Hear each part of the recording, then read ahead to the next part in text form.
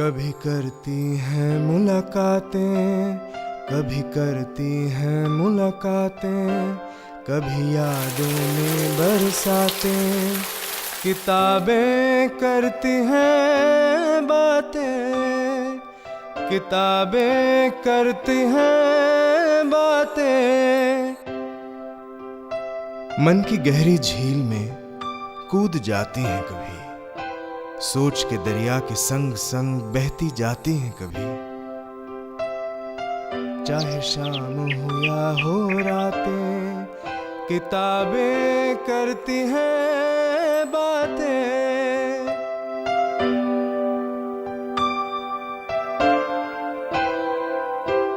Our guest today is one of the most important voices in Indian English poetry today.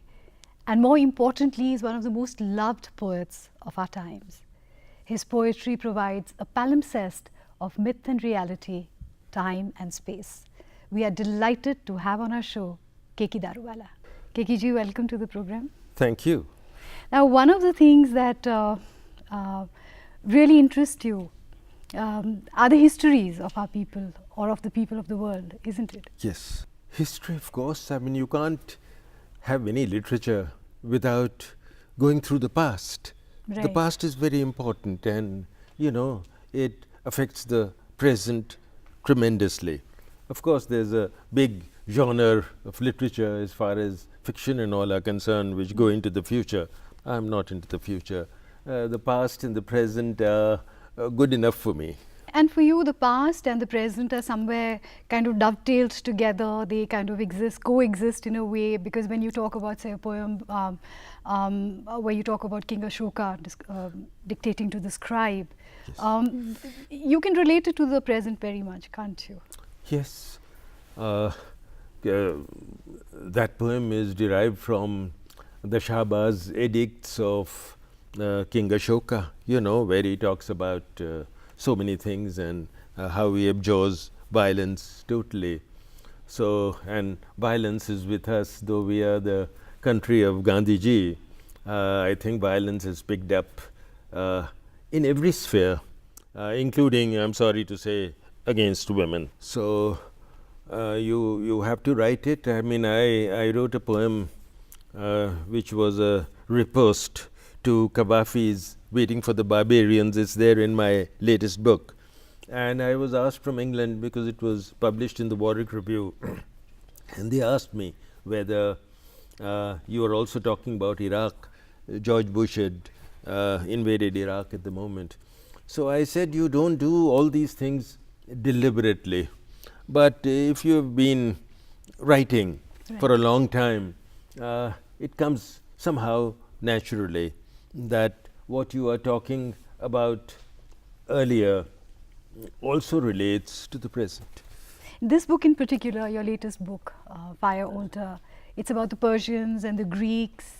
What drew you to this theme in particular? You see, actually the Fire Altar was written because I was supposed to write a scholarly book on the Parsis. And the lady who did Masala Bombay, I think Sunita Rapurwala, she was supposed to be the photographer. And I bought Herodotus, second-hand Herodotus for 10 rupees. I was just going to England on a posting. And in the middle circle of the Connaught Place, you have that big second-hand bookshop. And I bought it, and I've never spent 10 rupees in a better manner. And I read it, and then of course we had grown up with Firdausi, because my father used to talk about the Shahnama and read out stories to us, us brothers, when we were kids. And then I realized, I wrote about 20 pages on the Parsis, and then I realized I was no scholar and it would be a dull book, and we gave up the project. Then 3 or 4 years later, slowly the poems started coming, and the book has been written in between 1991 and 1993. Now, for you, was it also somewhere a personal going back to your own roots? Yes, it was a book about going back to the roots, because earlier I used to be criticized. In fact, I was reading one of my an old review of my books where he said that Keki, Kersi Katrak, a very good friend, late Kersi, who said that Keki has been plastering us with huge poems on North India and the North Indian landscape. Well, this has nothing to do with North India. This is the Persians and the Greeks. So one did go back to one's roots. One went back into history. One went back into myth. Myth is very important because myth and reality go hand in hand. T.S. Eliot said that you can't face reality. It's so strong and so stark sometimes without some myth acting as a sort of a penumbra to the whole thing.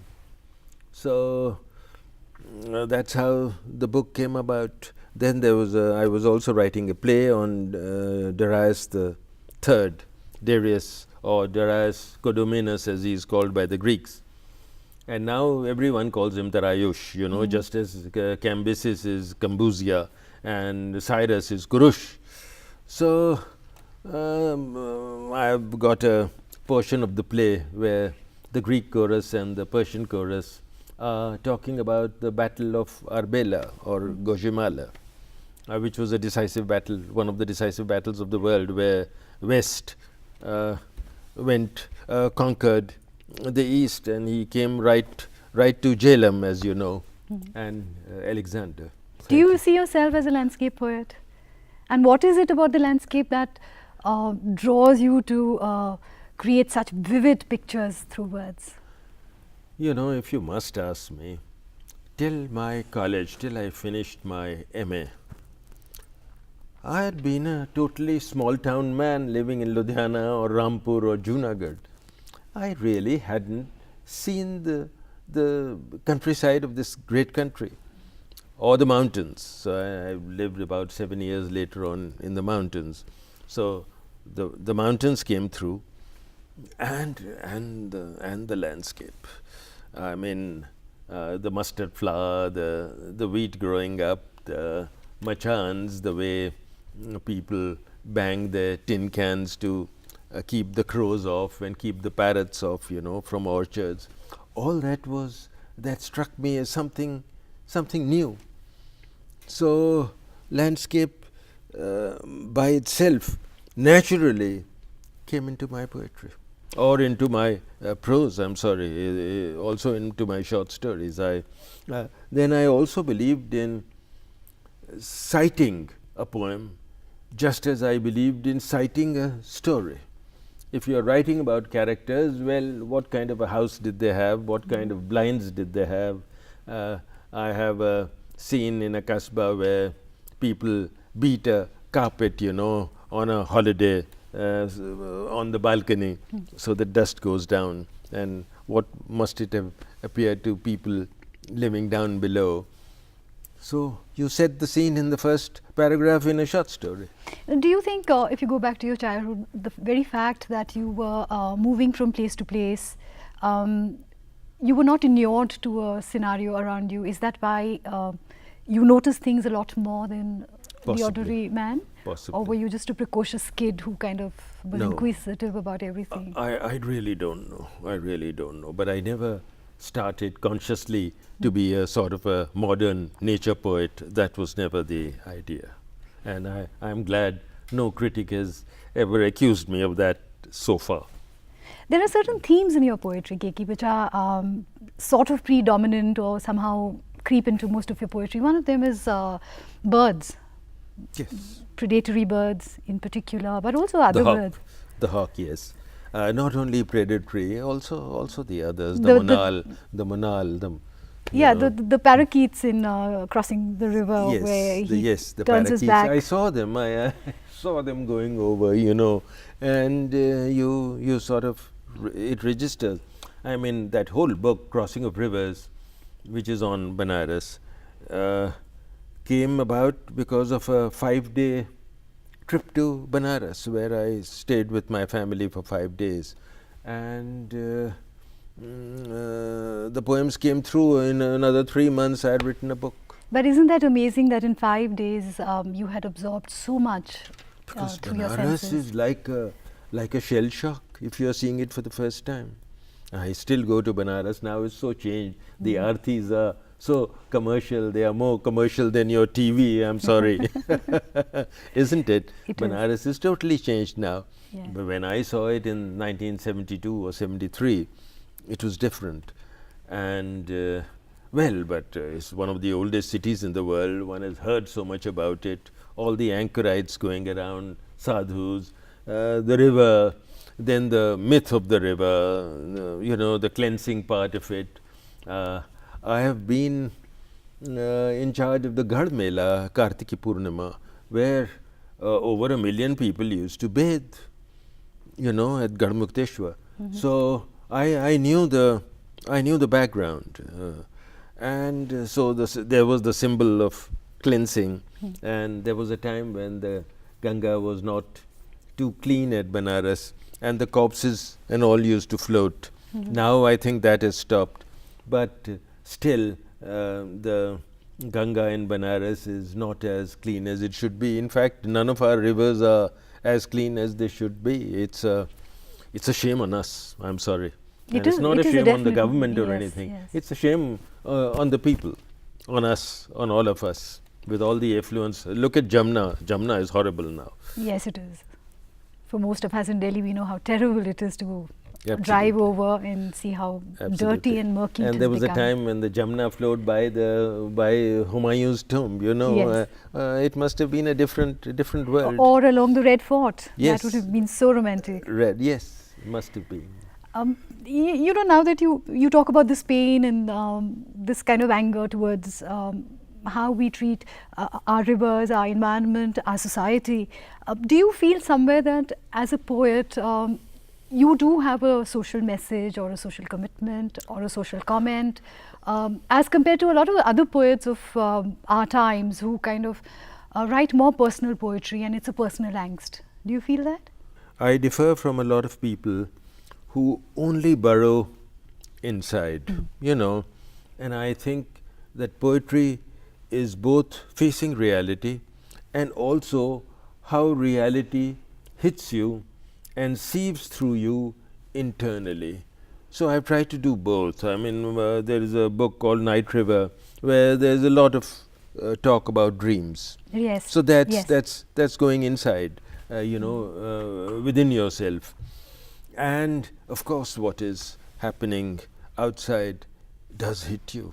And in the kind of job that I was, I saw a lot of what was happening outside. Later on, as a observer of the political scene, the social scene, how we get about with our lives, all that played a part in my writing. As a person from the police, as a civil servant, being involved in that part of society, you've seen the darker side of society more than most of us do. Yes. So do you find that through your poetry there was a certain catharsis, you were able to channelize that energy this way? I think the first two books, Under Orion and the other, was a question of steam being let off through a valve. Yeah. And there's always a trigger. Yes. P. Lal, late P. Lal, a great man. What he has done for Indian poetry, no one else has, True, with all the books that he has published, over 1,000. He asked me for a book, and within 1 year I wrote a book, the Under Orion, my first book. And whatever I saw people carrying, this is the 1967, 68, 69, carrying a sick man to a Hakim or a village Ved.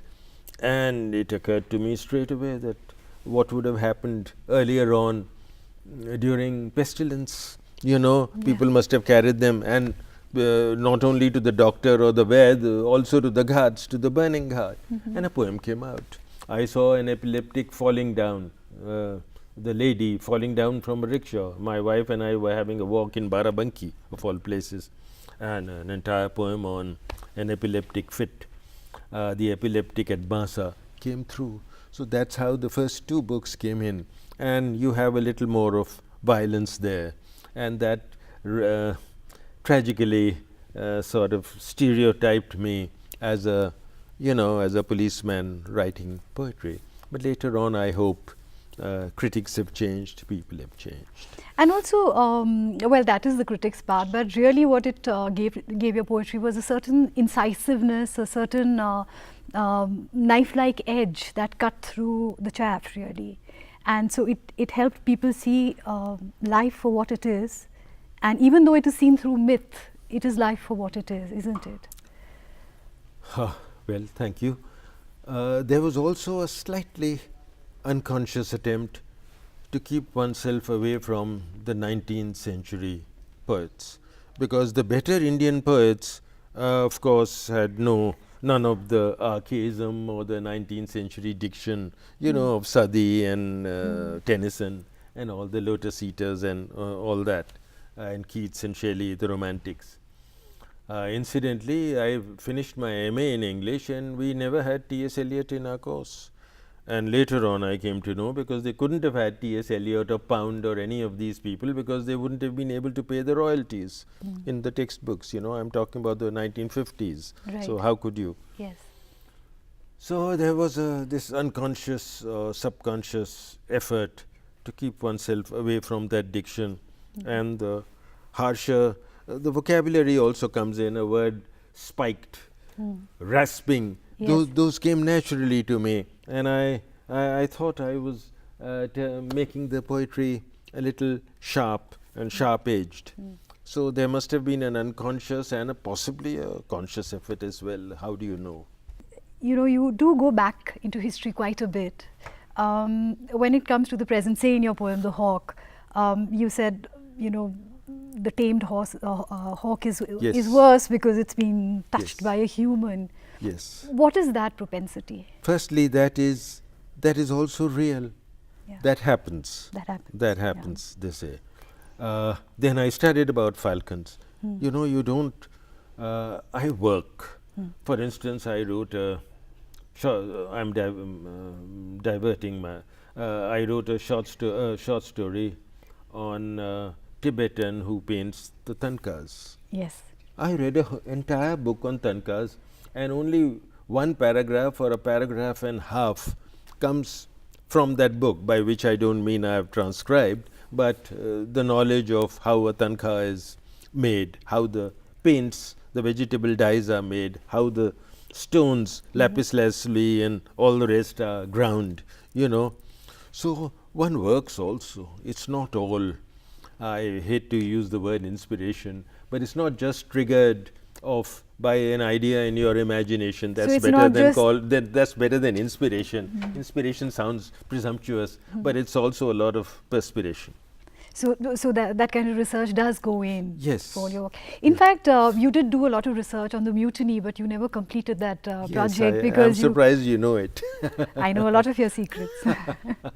That is the time I left the mutiny totally. So that was the point in time when you went to Banaras, and Banaras took you over, and you decided. Absolutely. And this is despite the research. So sometimes, as a poet, you find that although you worked so hard, it is better to let go.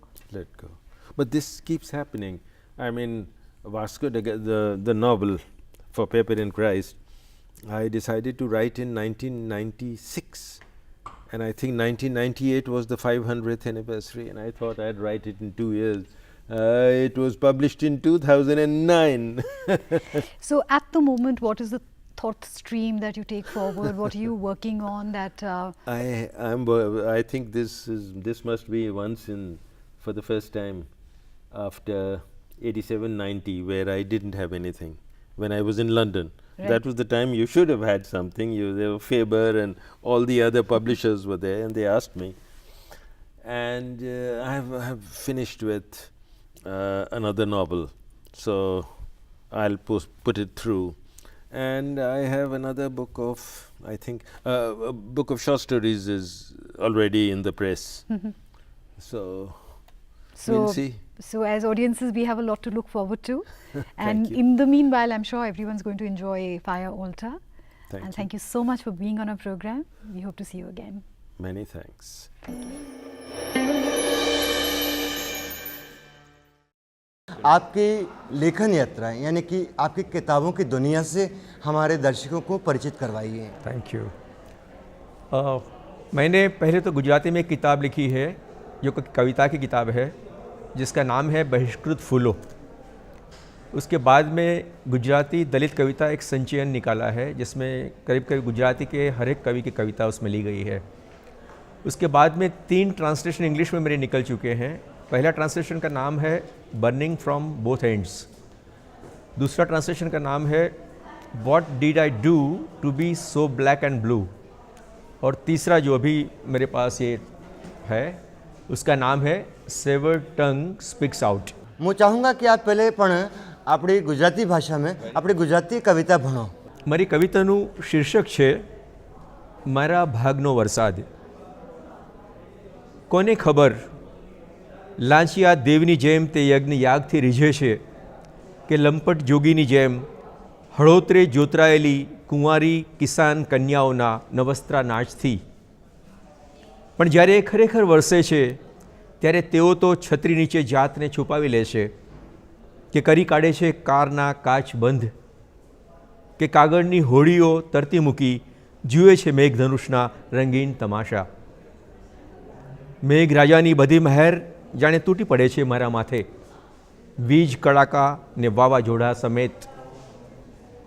બોજ વહી વહીને થાકી ગયેલા ઊંટની જેમ ફસડાઈ પડે છે મારો કૂબો, ને ગાર માટીનો રેલો બની વહી જાય છે ગોરધનમુખીની ખેત તલાવડીમાં।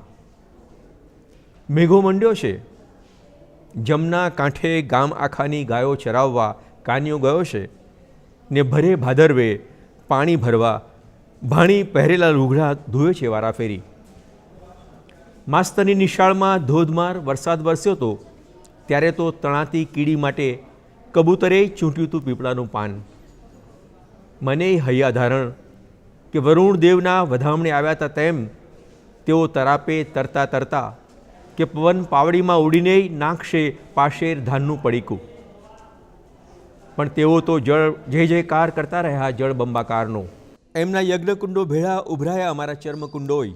યજ્ઞકુંડો ભરમાયા ઉભરાયા અમારા ચરકુંડો ચર્મકુંડો સાથે વાહ શું વાત। ઉપરવાસ ને હેઠવાસ એમ લોક આખાનું પાણી લૂંટી લૂંટી એમણે તો સંઘરી લીધા નદી નાળા ને નહેર તળાવ। કોઈએ વાવ્યા વોટર પાર્ક તો કોઈએ ઉગાડ્યા અક્વેરિયમ, કોઈએ સિંચ્યા કમોદ જીરાસરના ધરુવાડિયા તો કોઈએ પકવ્યા કલદાર પાણુને પાઉચમાં ભરી ભરી। કોને ખબર મારા ભાગનો વરસાદ કોના ખેતરમાં વરસતો હશે, કોને ખબર મારા ભાગની ફસલ કોણ લણતું હશે, કોને ખબર વાદળા તો મેં વાવેલા ઝાડવે ઝપટાઈને વરસી પડ્યા હતા કે મુઠ્ઠી મકાઈ વેરી દુકાળિયા દાહડા કાઢવાના મારા સપને, કોને ખબર। The title of this poem is My Rain. Who knows? Does he feel gratified by the holy fire of the yajna, as do some corrupt deities of heaven, or by the dance of naked virgins yoked to the plough, as do some landlords of this earth? But when it really rains, they sleep under the umbrella, or close the glasses of the cars quickly, or enjoy the rainbow tamasha, floating colored paper boats in the streams. The rain god strikes his blessings on me with all his vengeful might. With thunderstorm and lightning, like an old camel fatigued with unbearable burden, my heart collapses, and becoming a stream of soil, flows into Gordhan-Mukhi's farm pond, the pond that waters his fertile farms.